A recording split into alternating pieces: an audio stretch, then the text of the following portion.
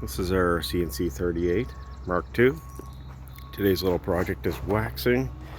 This is my makeshift platform, made out of an extension ladder with some 2x6s on it. Be using the Royal Satin Marine and RV one-step cleaner wax, and I'll be putting it on by hand and taking it off with my Simon Eyes buffer. So I finished waxing the boat 2 days ago. Turned out quite nice. Takes roughly 7 hours with one person going constant. It's certainly a tiring job. And then yesterday around lunchtime it got launched. We didn't have any issues.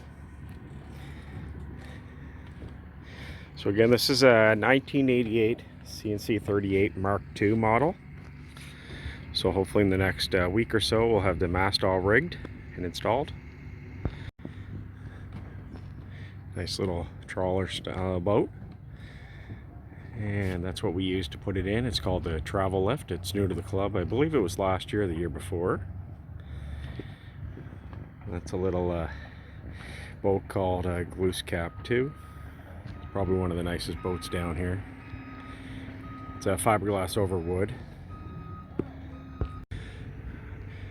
So this is just showing the river. So up in that direction, that's called the St. John River. And in that direction, that heads up towards Rosser, Quispamsis, New Brunswick. That's called the Kennebecasis River. That's the yacht club. It's a Royal Kennebecasis Yacht Club. That's a spar shed where we store all the masts.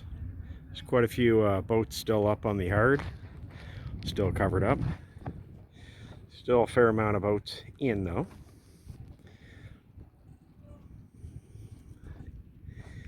And this weekend's the big launch weekend, so Saturday and Sunday, so there'll be a couple dozen boats put in then. So the next job is to get the oil all changed. I meant to do it in the fall, but I ran out of time.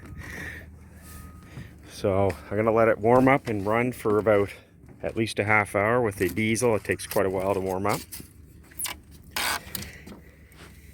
And right now it's showing 2,768.6 hours. So I'll start her up and we'll let her warm up.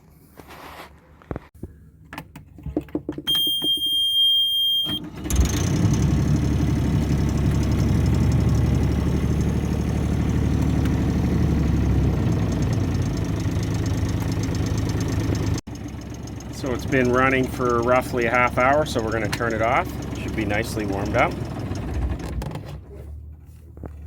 So the engine is actually underneath the steps. Latch there, one on that side. There's the motor. Again, this is a 30 horsepower Yanmar. And I've done a couple videos on this. I believe I've done an oil change once, so I'm not going to get into too great details on how to actually change the oil. What I will be using, like we always use, is a Shell Rotella. It's a 15W40. And I use a CarQuest oil filter, 85344. And what I always do is I always write the hours and the date when I change the oil. So again, it's got 2768.5 or 0.6 hours. And then the date again is May 22nd, 2020. So what we use to take out the oil is our oil extractor 6000. We've had this for probably 12 years. Works great. And the end of the hose will actually go into the dipstick hole. Right there. And that's why you need to warm up the motor. If not, diesel oil is quite heavy, quite thick. So if you don't warm it up, you'll be here for hours trying to get the oil out. And that was with about 5 or 6 pumps on the oil extractor. So you just want to keep pumping till it gets a steady flow. And then after that you need to pump every once in a while to keep the suction going to suck the motor oil out. So while we're waiting for the oil to extract out of the motor, I may as well take some time and clean the bilge. It's actually not too bad. I'd given it a quick spray down yesterday, but I'm going to give it a lot better underneath. And that way, if you have a nice clean bilge, it keeps the smell down too. I've been on a few boats where the bilge is gross and you can smell it all throughout the boat. So the oil's all drained, so the next step is we're going to get the old oil filter off. So just make sure you put a bag or some paper towel underneath of it, just so you don't get any oil in your bilge.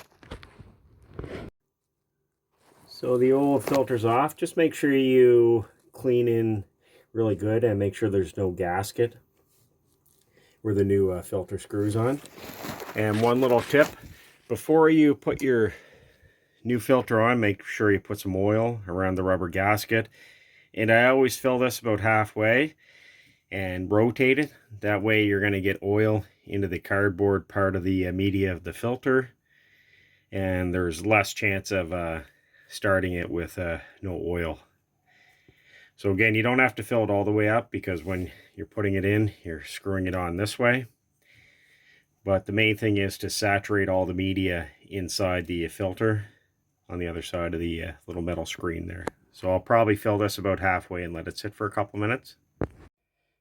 So I've put some oil around the rubber gasket for the filter. And as you can see inside the filter, you're not seeing any oil, but I actually filled this about 3/4 of the way, and you can see how much actually gets saturated into the filter itself. So the next step is we're going to get this screwed on. So the new oil filter is all installed.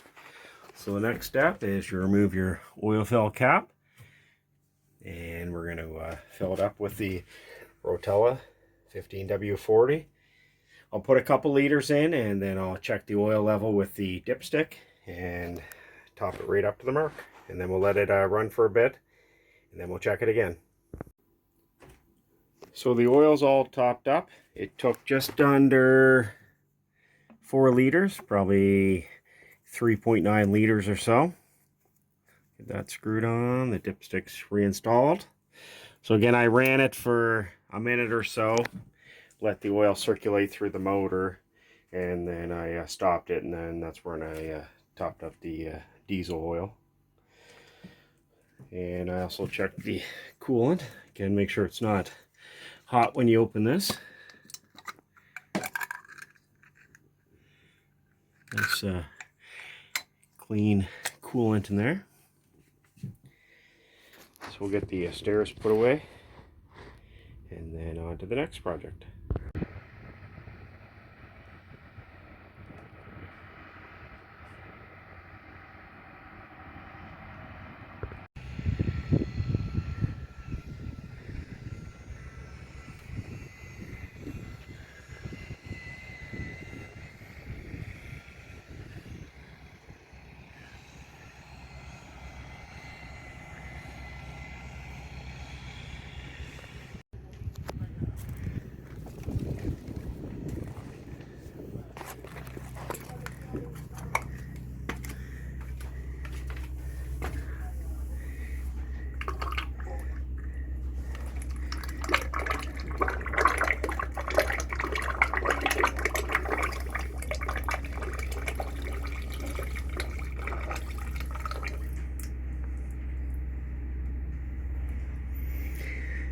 And there goes all the old oil, ready to be recycled. Thanks for watching, guys.